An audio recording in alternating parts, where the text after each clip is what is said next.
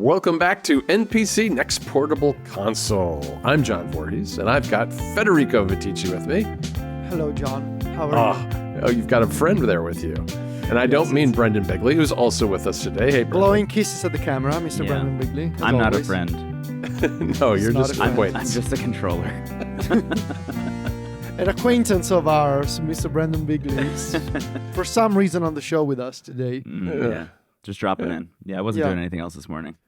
So we're obviously gonna be I am gonna be talking about the Steam controllers, plural, that I got. Maybe we should start there, Federico, since you kind of dropped it into the middle of the conversation here. Shall we start there? Yeah, tell us about the Steam controller. How are you feeling about it? As soon as I opened the box, put it in my hands, immediately fell in love. Like I sort of was hoping this will happen. Mm-hmm. It now confirms that the comfort level of the Steam Deck was not a one-off thing that Valve did. And it Turns translates into a controller, not just a handheld. Valve can make comfortable controllers or grips, whatever you want to be calling them. It's the first thing I noticed is that it fit perfectly. I said last week that it was going to be a high bar for me to have something more comfortable than the Nintendo Switch 2 Pro controller. It is more comfortable than that for me. Wow. It's just the way that it. I think that the fact that it's tall, it's got this very peculiar layout. But the fact that it's tall, all my fingers wrap around the controller. It fills your hand better, it looks like. It fills my maybe. hand better. I don't feel like there's an empty space that is causing me to put my hands in a weird position or my wrists in a weird position. It's not heavy. It's not lightweight. It feels premium. And the way that my thumbs rest on the thumbsticks, I think is the other important factor. The way this thing is, so this will be a good moment to watch the video version of NPC on YouTube if you're listening to the audio. You will think, hi, you can see Brendon waving. Hi. This is a weird layout if you think about it, right? It's a very tall controller with these two sort of oblique, like weird touchpads. And this D-pad almost all the way to the edge of the controller. Same with the buttons. I mean, just like the Steam Deck. Yeah. But I don't know what it is that Valve did. I'm sure they have studied lots of like hand models or something. But it's almost it's the thumbsticks for me, man. Like it's the way that naturally you can go here without doing any weird contraption with your thumb. Yeah, and also they are not, this is a weird thing for me, the thumbsticks are not too high. Every time, I have this problem with the default thumbsticks of the Odin 3. They're so high. They're so tall. Yeah. These are just the right height, you know? And I don't know, it's a bunch of details like that. So it's a very comfortable controller. That was my first thought. Then there's like the experience around the controller. The first time, so I configured my two Steam controllers, both with SteamOS, native SteamOS 3.9 beta on my Legion Go 2, as well as Windows 11 this morning. On SteamOS, I docked my Legion Go with the Ugreen dock that I have, plugged in, so they give you this USB-A to USB-C plug, and the puck. Okay, it's called the Steam controller puck, which also is both a wireless receiver and the charging thing that snaps in place, very satisfyingly so, with the Steam controller like this. The first time you plug them in, there's a software update that you got to do the first time. It updates first the puck, and then it asks you. It's very, and this is another detail. I really love the marketing copy that Valve uses in dialogue boxes. They tell you in plain English, we're updating your puck.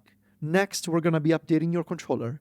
And like they're actually using like normal sentences like this. And they tell you, don't worry, you can use the same USB-C cable. Just unplug the cable from the puck and plug it into the controller, and we'll take it from there. Oh, interesting. It's so it's refreshing to see an instruction on a screen written in plain English for a human like that.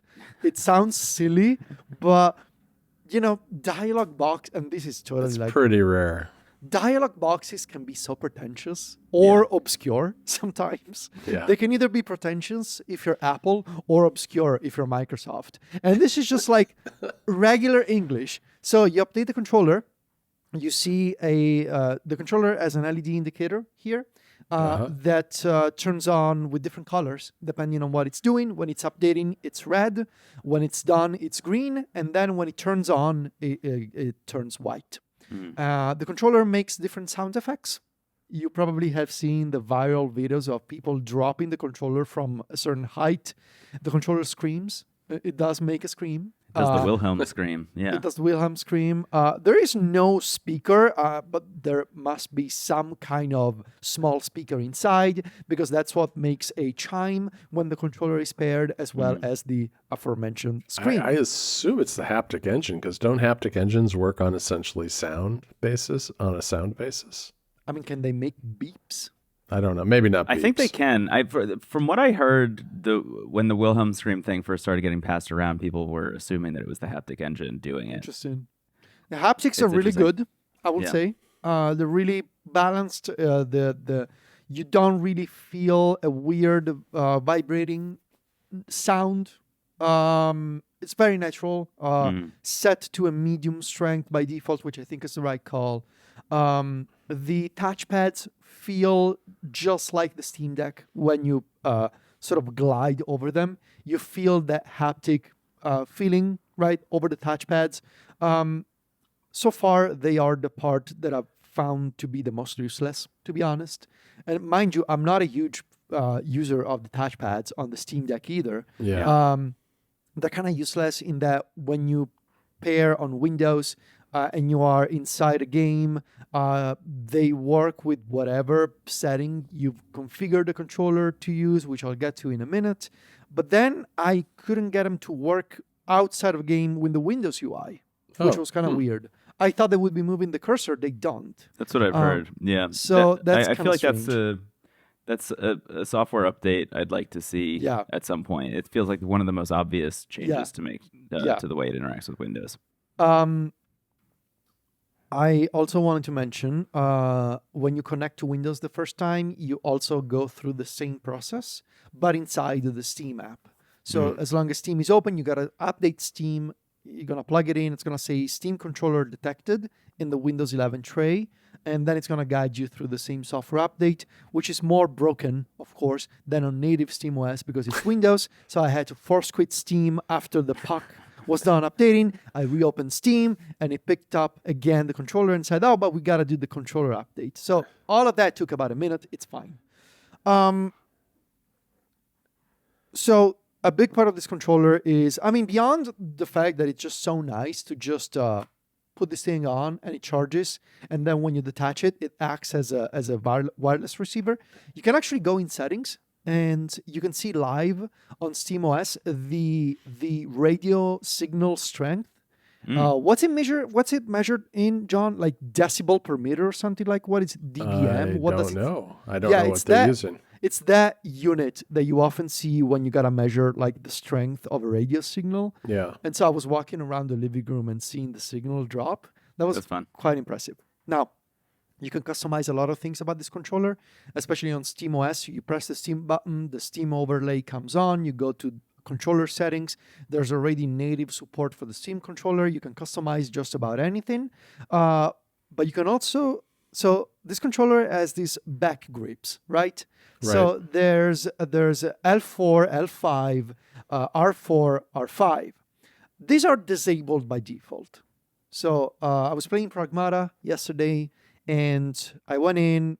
You gotta enable the back grips in the controller settings. Okay. And you can assign basically whatever you want to the back grips. But then there's also the feature that I don't know what the official name is when you let go of the controller. Okay, so that's different than what you were just describing, or is that? They are in the same back grip menu, but they are advertised as LG and RG, which my brain keeps thinking of them as let go because it's let go and right go. But I think the idea, right, is that like you're supposed to map it to the pause button. So like if you let go of the controller, it pauses the game. You can map it to the pause button, but it doesn't work the way that you think it does, or maybe it was a bug for me. Whatever you map, at least in my case last night, does not immediately trigger as soon as you do this. So if you're watching the video version again, I'm holding the controller and I'm letting go like this. I had to do it like this. Almost like let go and grab it again. And then it picked it up.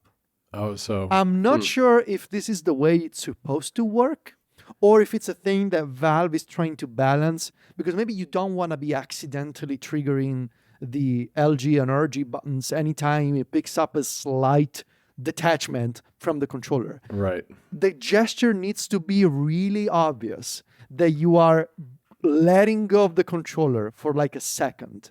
And then the pause menu comes up if you map the start button to that. I turned it off right away. Is it more for like if you drop the controller, basically? Is that maybe the idea? I don't know. I thought it was a bit of a gimmick, to be honest. Because if anything, like it was just faster to just press the start button. It doesn't sound like it would be very useful for any other kind of interaction. But thankfully, what you can do is you can totally ignore LG and RG and just map whatever you want to L4, L5, R4, and R5. Like if you want to be, or you can also ignore this and just use the face buttons and the shoulders and the. Do you think the grip thing is like? Do you think it's like accurate? Like, do you feel it? It felt a bit buggy to me. That's my bigger thing because I feel like I would map it to the start button. And then basically never use it unless I actually was like putting the controller down. But even then, I would probably, just force of habit from playing video games for 30 whatever years, I would press the start button. Yeah. That's, I don't know. It felt a bit gimmicky to me, so I don't know. I know that this was discussed before, but the lack of a headphone jack kind of sucks. I don't really get Valve's rationale. They explain in an interview with The Verge back in December, I think, that they realized, most people are going to be using the Steam controller with a PC or with a docked console, and they already have sound systems for those. Sure, I do. I mean, I have my TV and I have my speaker on my desk. But what about when I'm playing at night or when I don't want to bother somebody else with sounds coming out of my speakers or my TV? So I think the lack of a headphone jack is really, like, in my opinion, the most negative note that I have about this controller right now. Because the rest can be fixed with software update. You cannot fix the lack of a headphone jack. Right. I have not tried using a USB-C headphone dongle adapter. Oh. So maybe I should try that. Do you know if it outputs audio, the USB-C? I have no idea. I have no idea. Right? I feel like they would say it would. I don't think it does. But maybe that's also something that they can fix with the software update. Maybe use USB-C headphones if you want. Yeah, it depends what kind of chip they have in there. I mean, I think it depends on the USB-C board. If it's enough to transfer a firmware update, it means it carries data. True. So it does not work. It does not work. Okay, yeah. I thought so. No, that's confirmed by Jay Peters at The Verge. Okay. How are the face buttons, Federico? They feel great, just like a Steam Deck. Very similar feeling to the Steam Deck. The D-pad is arguably, I think, my favorite D-pad at the moment. Wow. The feel, the sound is very similar to a Steam Deck. Maybe the ABX and Y are slightly different from the Steam Deck. The D-pad is very similar. I don't know. I really, really like this. I am mostly skeptical about the touchpads, the back grips, and I'm not really sure what this button is for. I get that it's, well, there's a Steam button here. Right. They also have the ellipsis button here. I have never used this one. I think I had a better experience on SteamOS than Windows 11, all things considered. Mostly because the software update experience was better. The Steam overlay obviously, like when you're playing on SteamOS and you press the Steam button, the native SteamOS overlay comes on. When you play, unless you are in big picture mode, but when you play on regular Windows 11, you just get the stupid Steam desktop social overlay, which I don't like. So overall, I would give it 8.5 out of 10. It's a really good controller. Yeah. Really comfortable. Sucks about the headphone jack. Touchpads are kind of weird on Windows, and I found the back grips touch sensitivity to be quite buggy. Those are things that can be fixed with software updates, including hopefully USB-C audio, if possible. Yeah. Two side notes that I find interesting. One, I saw that the developers over at Bazite are updating Bazite to allow the Steam controller to sleep to wake. Yes. Okay. Oh, nice. I forgot to mention. Thank you, Brendon. So I have my other Steam controller and puck in the living room. Turns out I maybe could have avoided that, because what I didn't know is that you can pair. Let's see if I get this right. You can pair the same controller to multiple pucks. But you cannot, interesting. But you cannot buy the puck separately. Oh, that's weird. There's a menu, at least in SteamOS 3.9 beta, where you can press a combination of buttons like A and R1 to switch profiles between pucks. Yeah. Because I think you can have up to 4 controllers paired to one puck at the same time. Yeah. Which I didn't know, but I mean, you cannot buy multiple pucks, and I wanted to have multiple pucks, so there's that. Could you move the puck from one room to another, or would it work that way? Well, I don't want to do that. No, but if you were okay with doing that, would it work? I think so. I think so. Yeah.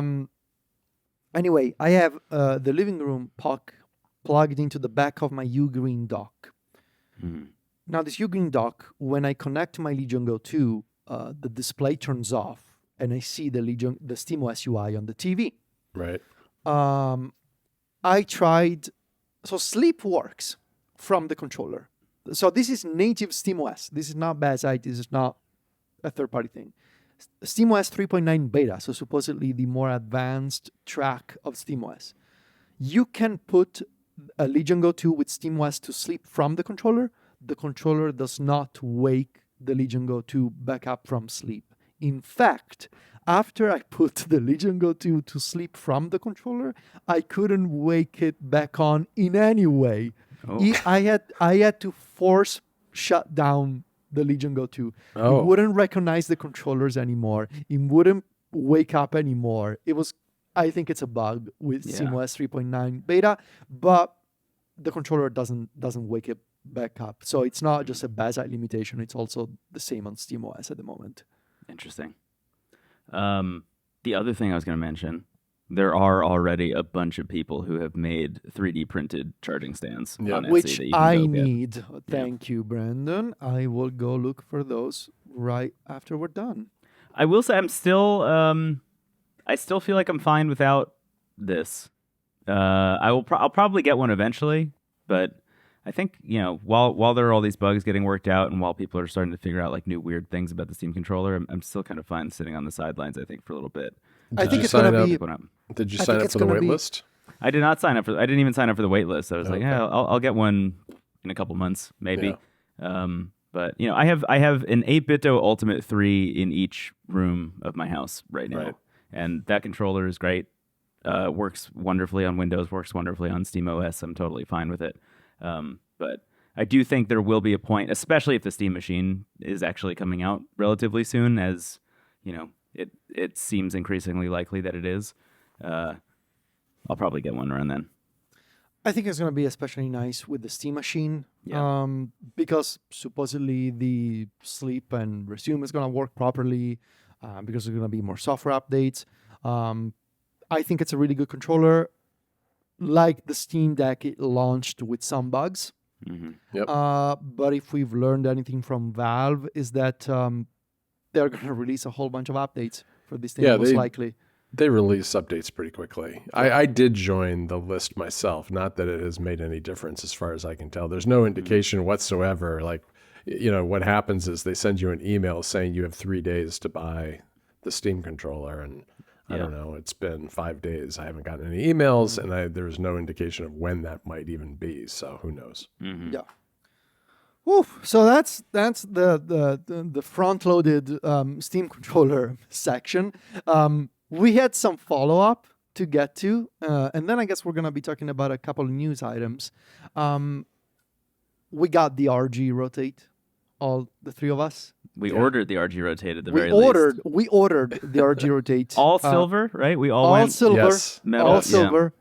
Yeah, I was watching the more reviews I watched, the more I kind of fell into the idea that the silver one was going to be the one for me. Same. I saw enough preview coverage from people with the polar black plastic version that said it was like good, not great, and that they would prefer the all metal version, which I thought was interesting. But yeah, John and I, at least at the time of this recording, we just got our tracking information last night, so I would expect nothing on my end. Yeah, well, you have 2 Steam controllers, so I cannot complain. Cannot complain. We're not feeling too sorry for you. yeah. Teacher. I imagine we won't have the RG Rotate in hand for the next episode.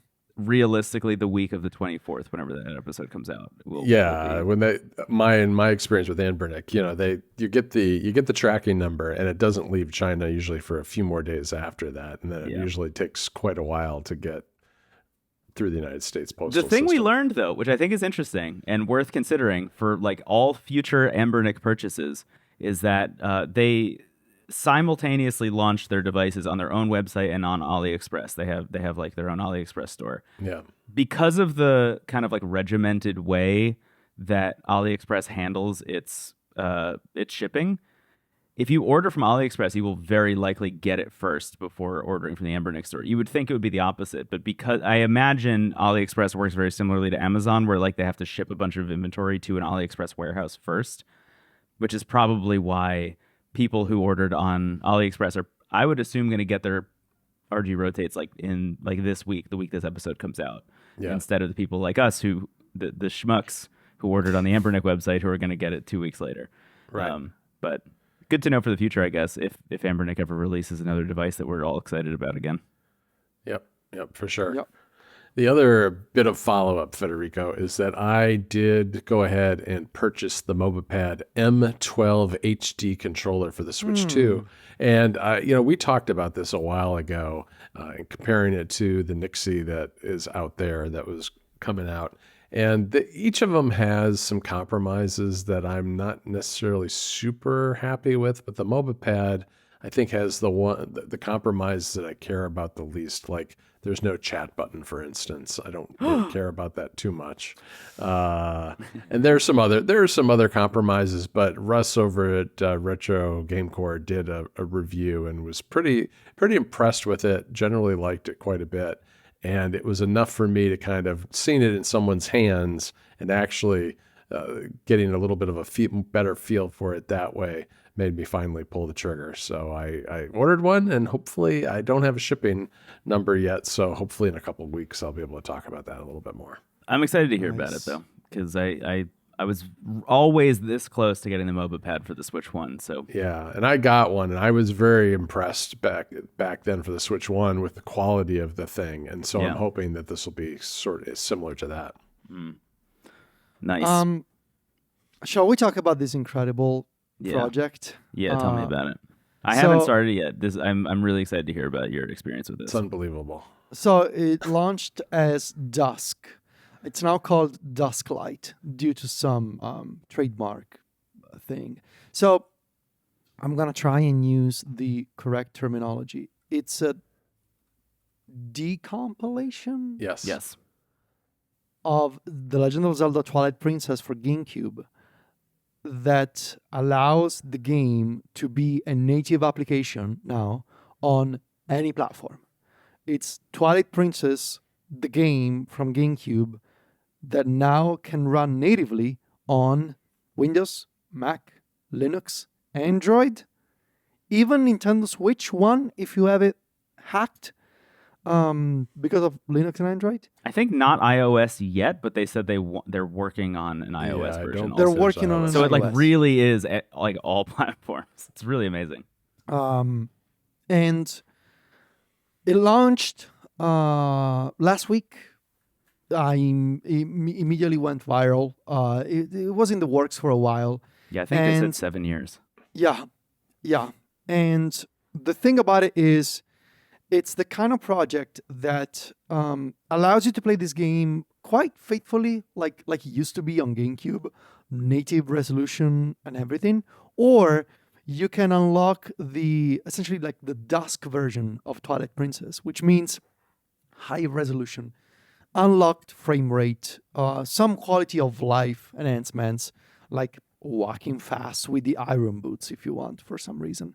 Oh, that's great, actually. Yeah, it's pretty good. It's pretty good. I know the reason. It's Uh, slow. It's very slow. It's very slow. Yes. Custom textures if you want to. So I immediately installed it on my Odin 3, and it kind of feels like a miracle to install a native APK. Like it's a native Android app that requires you to load an original copy of the game. So Yes. they don't give you the pirated copy of the game. You gotta provide your own, which I do have. I have my personally artisanally crafted ripped Ripped bits. library of games. I actually did it manually one by one. So you give it a copy of the game once, and sort of there's a progress bar, loads the game, and then you get all future updates based on that original file. Couple of days later, they rolled out version 1.1, version 1.0.1. We are now up to version 1.1 with even more fixes, and it allows you to use custom textures even on Android with the Files app. You can just move a bunch of files in there. It feels like a miracle to run this game at 120 frames in 4K or in 1080p on my Odin 3 with a set of HD textures in widescreen with quality of life improvements, auto saves. It's incredible. It looks fantastic. It runs amazingly well. Even on lower hardware. I think, John, you mentioned that it runs mostly the same on the Thor.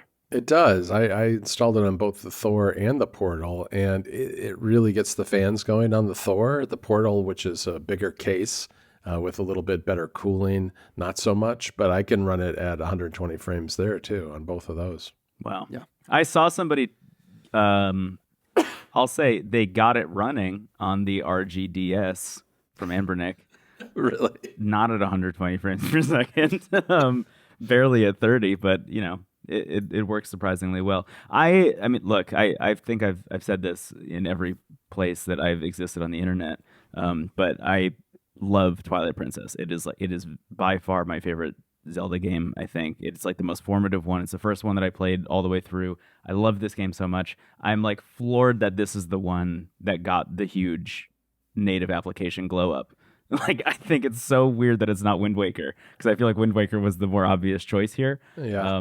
But great for me. I'm really excited about it. I think my plan, I'm probably going to try this on PC. I think that's my plan, because I have that PC that is like Steam Machine kind of capability level. I think that this thing is going to shine on that machine. And then, maybe I'll do it on the Thor, but this is the kind of thing where now that it exists, I'm like, I would love to do another full playthrough of Twilight Princess again with all of these features. I just think that like this increasing prevalence of people taking games and then creating like native wrappers for them that allow for more like modern UI elements and things like that is just such a cool extension of the emulation scene.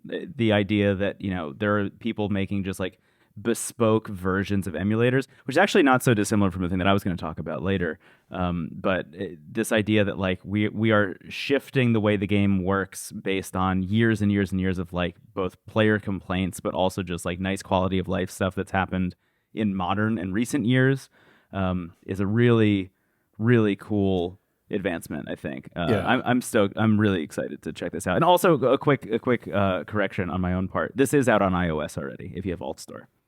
Oh, okay. Good to know. I'll have to check that out. Yeah, I think it is really cool. And one thing that I've been reading a little bit more about this scene, and apparently I think we're going to see these decompilations accelerating, because with the using AI, a lot of AI tools are being used to decompile these games, which before was done very painstakingly and by hand, which is why this game took, something like 6 years to do. That's being accelerated a little bit now, so I wouldn't be surprised if we see a little bit more of this coming down the road in the next year or so.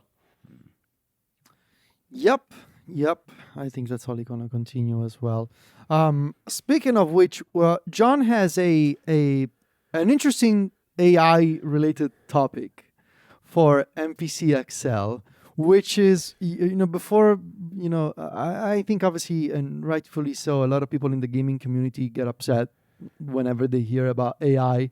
I actually think this is something pretty cool when it comes to dealing with file systems and boring file and folder it's automation. management. We're going to talk about automation, not about generative art. So John has done something that I've never, ever heard anybody do, which is integrating Claude Code with an Android Handheld in USB debugging mode.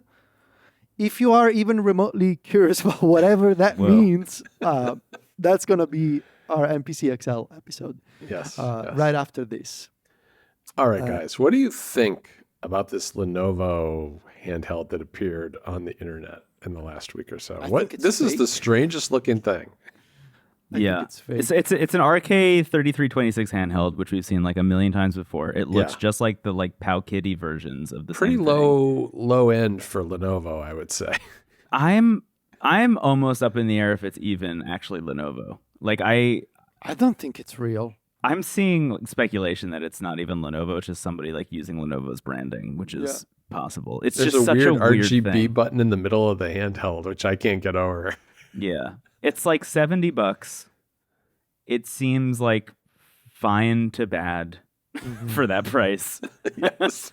And I'm obsessed with the one colorway that's like a red to black gradient. Oh yeah. It looks really horrible. Oh. I don't understand this It's at painful. all. I think it's very funny, and I'm glad that people found it somewhere on AliExpress. I don't think it's real. The Lenovo G02, in case you're curious. I think there are a couple of storefronts that are selling it, and it's something. I don't know. Maybe it is real. I don't know. Who knows? I'm trying to see the original thread on x.com. Oh, the everything app. Yeah. It's unclear. This person has a physical box with Lenovo Handheld Game Console G02. It looks legit. I mean, if you look at the box, it looks official enough. They have a video of the black to red. My God, that's awful. It looks legit. I don't even know what to say. I mean, for all I know, this could be AI photos and an AI video. Yeah. Who knows? I will say on the AliExpress store, if you go down to the buyer questions and answers section, there's one and it just says fraud. Lenovo does not make retro handhelds. That says yes. No. Actually, if you click on the... Okay, here we go. We're going to crack this thing. Investigative reporting happening right It's here, happening folks. right now. All right. I just clicked on the Lenovo. So it's, first of all, listed under the Lenovo Gamepad store. Worth mentioning. You open it up, and the stuff in here is just like everything under the sun. And some of it is also labeled as Lenovo. Some of it is labeled as Oppo, like the phone manufacturer. Yeah. This is just a company that is like... using other companies' brands. Yeah. Like they have... You remember that Black Myth Wukong controller we saw at CES, John? Yes. They have that, and they say it's a Lenovo product, for example. Which I think is maybe as clear an indication as possible. So I forget what company. That's your answer, folks. That. All right. Well, there you go. This latest scam on AliExpress. It's a very basic retro handheld that we would not recommend. Can we just quickly talk about the Switch 2 price increase? I just think it's worth acknowledging that it happened. We gotta acknowledge that. Yes. Yeah. That's the thing that we've been talking about basically since January as like not even a possibility, but more of a question of when. I think it's smart that they are doing it and then giving people a little bit of runway to like buy it before the price increases. I think that's nice. You know, they didn't increase the price immediately like Sony and Microsoft did with their respective consoles. They're also adding a bundle as well to kind of like ease it a little bit. So there's a bundle version that you can buy now. So they brought back the Mario Kart World bundle, but they've also introduced a Pokopia bundle and Donkey Kong Bonanza bundle as well. I think if you're looking for like what is the best bang for your buck, it's probably the Mario Kart World one because that game is still $80, unbelievably. But Wow. I think considering how well Pokopia is selling, which is, you know, pretty remarkable, that's also a pretty solid purchase, I think, if you're interested in getting the Switch 2. So it's gone up. It's worth mentioning from $450 to $500. Yeah. Which is how much the Mario Kart World bundle was at launch. Yeah. Last thing I want to just shout out real quick while we're talking about like custom wrappers and weird stuff for emulation. I busted out the Playdate again Nice. recently. I'm a big fan of the Playdate. I've liked it for a long time. I got one as a gift. Thank you again to the person who gave this to me. And there was a thing, I think I might have talked about it on the show like a year ago at this point, but on GitHub, somebody released an app for, and by somebody I mean a group of people who worked very hard, released an app for the Playdate that's called CrankBoy, which is a Game Boy emulator available for the Playdate, Nice. which allows you to, you know, go through all your Game Boy games and you can play them natively on the Playdate. The thing that's worth mentioning about this is that this was thought to be impossible for a long time. People, generally speaking, thought that the Playdate was not powerful enough to run Game Boy games at full speed, especially once you get into the kind of the upper realm. It can't play Game Boy Color games, to be clear, but there are a couple Game Boy Color games that were backwards compatible with the Game Boy. Right. And those games work fine. It's worth mentioning. So I have been messing around with this. It's very cool. I think the thing that I wanted to shout out in particular, the thing that is amazing about it, and let me just boot up a game just to show you how cool this is. I'll do Kirby's Dream Land, for example. Yeah, that's a good I'll start up. example.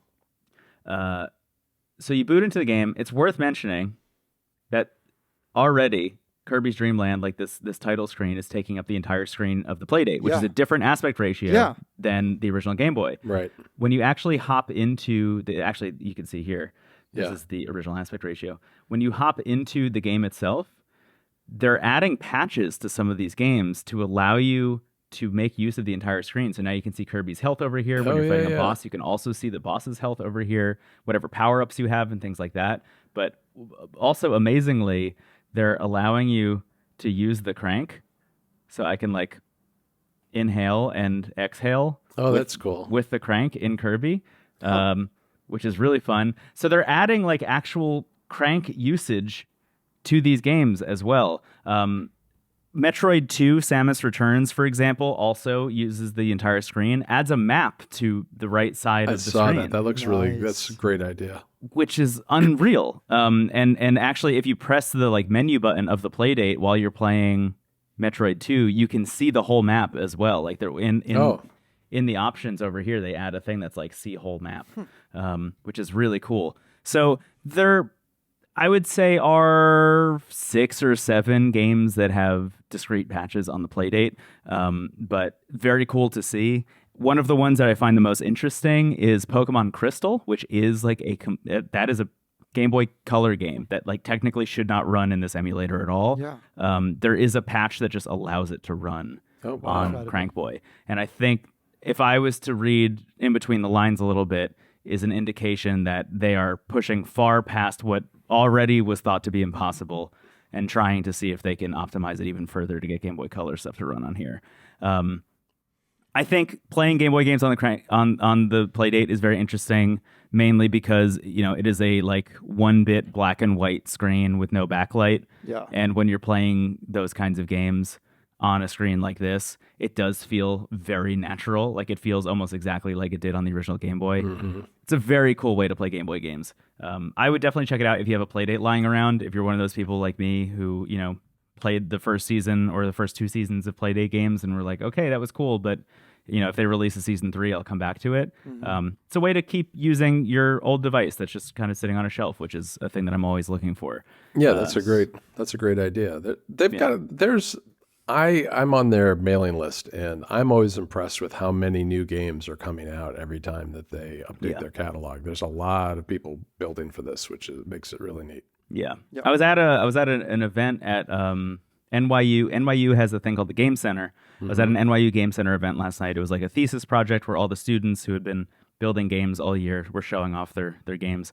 And I was standing behind a guy, and somebody was asking him, like, "Oh, what have you been up to?" And he said out loud, "I just shipped a game for the Playdate yesterday." And I was like, "Whoa!" Cool. It took everything in me to not turn around to be like, "Tell me all about it." Yeah. But I was there for other reasons.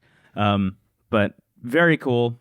If you have a Playdate, definitely check out CrankBoy. It's free on their GitHub and $10 if you want to support them, if you want to buy it through the catalog, which will allow you to just get updates naturally also through the Playdate catalog, which is cool. Right. And if you buy it through the catalog, you get a ton of homebrew games, and there's like a homebrew launcher, kind of like the Pico 8 Explorer thing. Oh, that's cool. So you can download even more games and patches for all those games, which is sick. But yeah, that's CrankBoy. It's pretty cool. Nice. They're calling it the Dusklight of Playdate. I'm sure they do. That's what everybody's saying on the internet. I'm sure. All That's right. good. That's good branding right there. All right, everybody. Thanks for joining us for NPC this week. As Federico mentioned, in Excel, we've got a whole new topic about managing Android handhelds with the help of Claude Code. You can find Brendon Bigley over at wavelengths.online, Into the Aether, YouTube, various places, and Federico Viticci and I are over at macstories.net. That's it for today. We'll see you in a week, and talk to you later, guys. Bye, everybody. Bye, all.